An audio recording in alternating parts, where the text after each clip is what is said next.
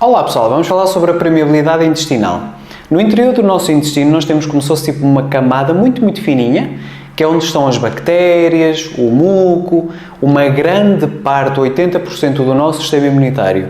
E aquela camada serve como proteção, para quê? Para não absorvermos determinadas coisas, ou pelo papel do sistema imunitário, mas também para quê? Permite-nos absorver certos nutrientes.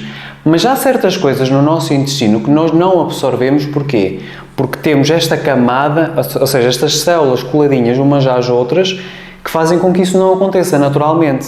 Quando há uma situação de permeabilidade intestinal, significa que o intestino está mais permeável, ou seja, a junção destas células está mais distante e faz com que hajam certas coisas que passam do intestino para a corrente circulatória. E quando estas coisas, estas proteínas, passam para a corrente circulatória, criam uma reação no nosso sistema imunitário.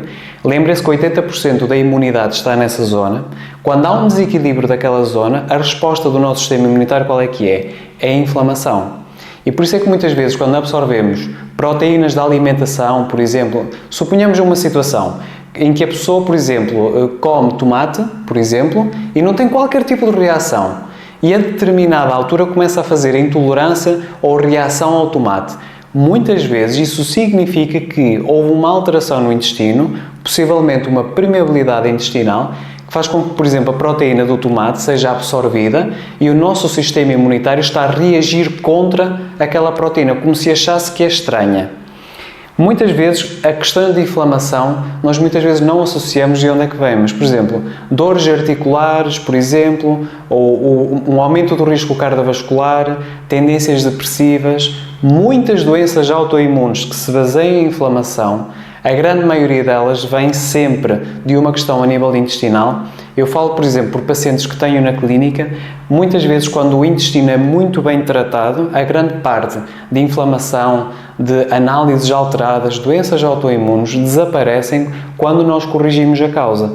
Porquê é que eu falo na causa? Porque quando nós pensamos em permeabilidade intestinal, a pessoa muitas vezes pensa, deve ter uma alteração a nível de bactérias, o stress mexe com o intestino, mas na realidade ninguém fala do principal, que é a alimentação. A alimentação tem um papel muito importante na permeabilidade intestinal, porque se nós temos esta barreira que permite a absorção de nutrientes e em que acontece um bocadinho parte daquela pequena digestão de alguns alimentos, claro que se a pessoa tiver aquela zona toda inflamada porque faz uma má alimentação, tudo isto vai acabar por piorar. E má alimentação significa o quê? Processados, determinados farináceos, o glúten, por exemplo. O glúten é o tipo de proteína que nós não conseguimos digerir e é uma coisa que nos destrói completamente o intestino. Pessoas com permeabilidade intestinal, que já vão perceber quais são os sinais, são sempre mais sensíveis ao glúten. O que muitas pessoas indicam é, quando a pessoa está com o intestino inflamado, deve fazer mais fibra. E é exatamente o oposto do que as pessoas têm que fazer, que é, não devem consumir mais fibra, porque a própria fibra, por vezes, pode inflamar o intestino, principalmente na pessoa errada. O ideal, muitas vezes, é baixar a fibra. Eu tenho muitos pacientes, por exemplo, que fazem dieta carnívora e recuperaram completamente o intestino, simplesmente não fazendo qualquer tipo de fibra. Depende um pouco de pessoa para pessoa. Agora, os óleos vegetais, ou aquilo que lemos nas embalagens, emulsionantes, que normalmente destroem esta fina camada, são coisas, por exemplo, que temos que estar alerta, que nos destroem normalmente o intestino. Quais são os principais sinais de permeabilidade intestinal? 80% da nossa imunidade está no intestino. Se há uma tendência inflamatória, normalmente pessoas com problemas de permeabilidade intestinal vão se queixar do quê?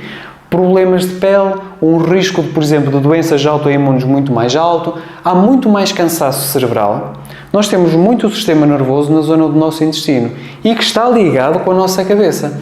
Há muitas pessoas que até, por exemplo, estão presas no intestino e sentem-se muito mais cansadas, muito mais ansiosas, muito mais irritadas, muito mais tendência depressiva.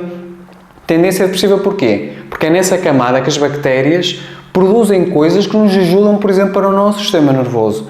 Agora, claro que uma pessoa com permeabilidade intestinal vai ter mais quê? Dor abdominal, queixa-se mais da barriga, pode ter tendência para ser mais preso do intestino ou muitas vezes mais solto. Enfim, existem vários sintomas, sinais que podem estar associados. Mas quando há uma tendência de inflamação, desconfiem sempre do intestino. E muitas vezes aquilo que a pessoa necessita é algo, um combustível para melhorar essa fina camada do nosso intestino, que vai melhorar a imunidade e a absorção de nutrientes e não deixa que certas coisas passem para o sangue que começa a irritar o nosso sistema imunitário. A glutamina, uma boa glutamina, como a oliglutil da MJSMed pura, ajuda bastante. A glicina é outro aminoácido, por exemplo, que ajuda. Mas, claro, percebendo sempre qual é a causa que está por detrás da permeabilidade intestinal, especificamente daquela pessoa. Uma pessoa com esse tipo de problemas tem que ser bem orientada de uma forma personalizada e perceber aquilo que se está a passar. Espero que, pelo menos com estas informações, vocês consigam ter alguma ajuda.